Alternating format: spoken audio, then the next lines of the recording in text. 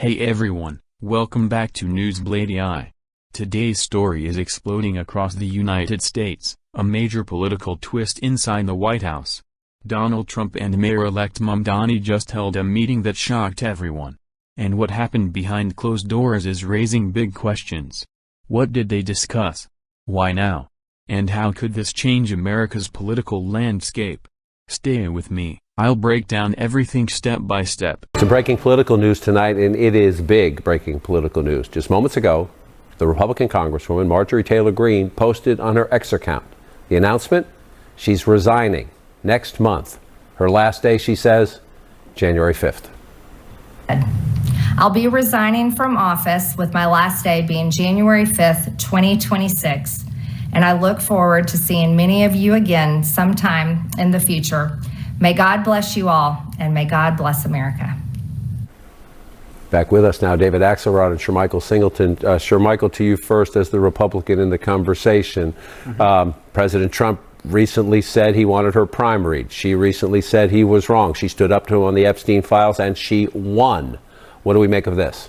I mean, I'm a bit surprised. I mean, Thomas Massie is also up for re-election, and he's been able to, in a very unique way, pivot despite the president's attacks. I was actually just talking to a friend who's very close to the congressman a couple days ago, and he was telling me that the congressman has actually seen his fundraising numbers increase by focusing on H-1B visas and focusing on prioritizing work for Americans.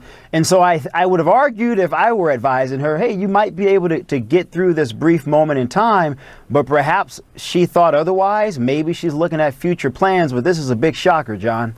Her people, David, have said she could survive, that she's been raising money and that she thinks she's safe in her district. To Shermichael's point, she did say, I'll see you again. What do we make of that? I think that was the key. That was the key takeaway to me. I think she would have won in her district. I don't think this is her assessment of her chances in this election. I think she surveyed, first of all, what it meant to come back to a House where the president was unhappy with her. She has a bad relationship with the Speaker of the House, probably in the minority.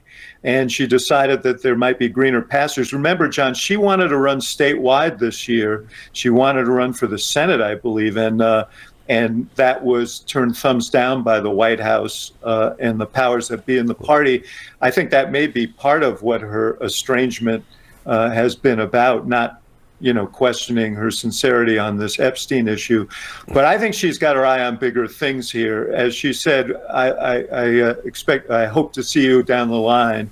And I think that is a precursor, because what we know is she is formidable. She's one of the most formidable fundraisers in the Republican Party.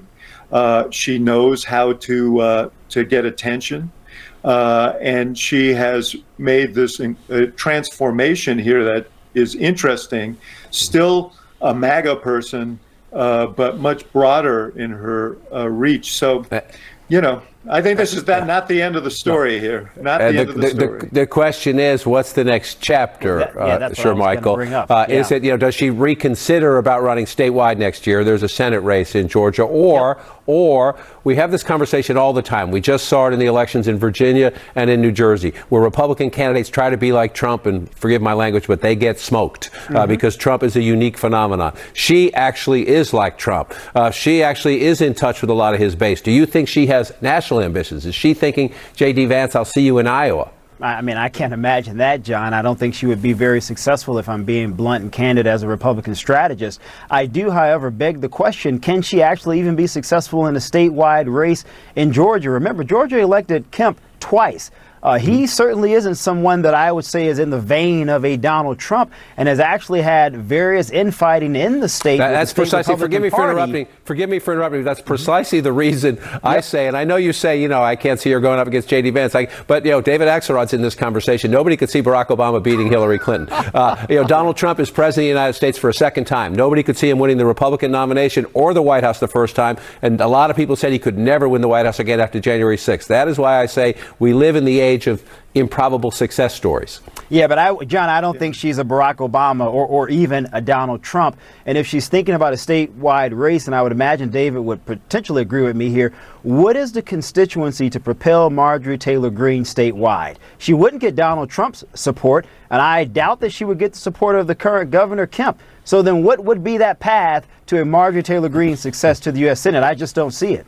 David, hang on with your thought. I just want to bring into the conversation. Hang on, David, just one second. I want to bring in to our conversation with some new reporting our senior White House correspondent, Kristen Holmes. Again, Kristen, this is very dramatic, coming at the end of a week where Donald Trump and Marjorie Taylor Greene, once very close allies, have had a very public and very nasty breakup.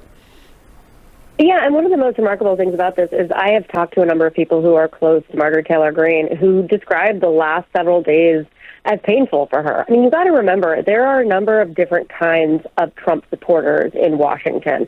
There are the supporters of convenience, and there are the true believers. And I do tend to think that overall, the true believers are fewer and farther between. And she was a true believer when it came to Donald Trump. And I think that part of her never thought it would get this bad with the president. And even when she was speaking out against him, I don't think she thought that he would personally attack her. And of course, as we know with President Trump, almost always, loyalty is a one-way street.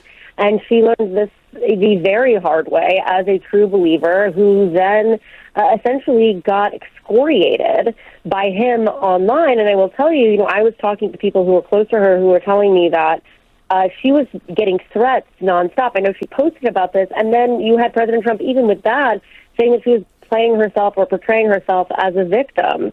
It seems to me, and look, what her next role is, I think that's obviously a huge question, but I do have to agree with Michael, that there's not a clear path here. I think that her path is kind of the Donald Trump, woman version of Donald Trump, has obviously run its course. And so what she decides to do next, we'll obviously have to wait and see. But I do think it's pretty remarkable that he has now, most of the people that we've seen stand up to him and then decide that they're going to resign or retire are people who are already kind of in the middle, people who we were surprised to see them supporting Donald Trump in full anyway. That is just not the case with Marjorie Taylor Greene. And so this is one of the first cases of somebody who was full on supported the president, and then he turned on her, and now she's leaving office.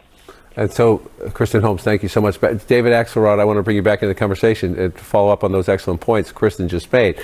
Number one, she's someone who sparred with Trump who is stepping aside. But number two, she's somebody who I know a lot of people out there watching this conversation disagree vehemently with her politics. However, she has a skill set. She is a communicator. She is a fundraiser. We don't know what she's going to do next. I would say she's dangerous to the president in this regard, in that she just said he's wrong on the Epstein files and she won. She said he has been tone deaf on these affordability issues, that when she goes back home to her district in Georgia, she's hearing people are still struggling. The challenge in a midterm campaign is to motivate your base. If she, for any reason, decides she wants to continue to speak in ways that are counter to Trump, if you will, dissonance with Trump, that could affect the Republican Party in the midterm year, could it not?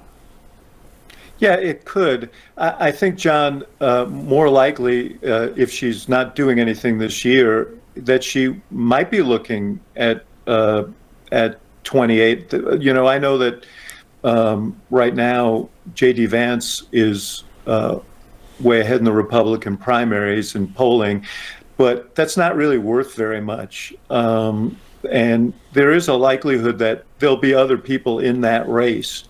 And so, maybe she is looking at that. And if she's looking at that, is our full frontal assaults on Trump for the next year that might damage the Republican Party helpful to her? Who knows? Maybe she's looking to a career in media, John. Right. Anything is possible here, but I think she's proven herself. And look, I'm deeply critical of many things that she's said and done, but you have to acknowledge that she has made herself a formidable character in our public life, and it seems unlikely that she's going to just fade away.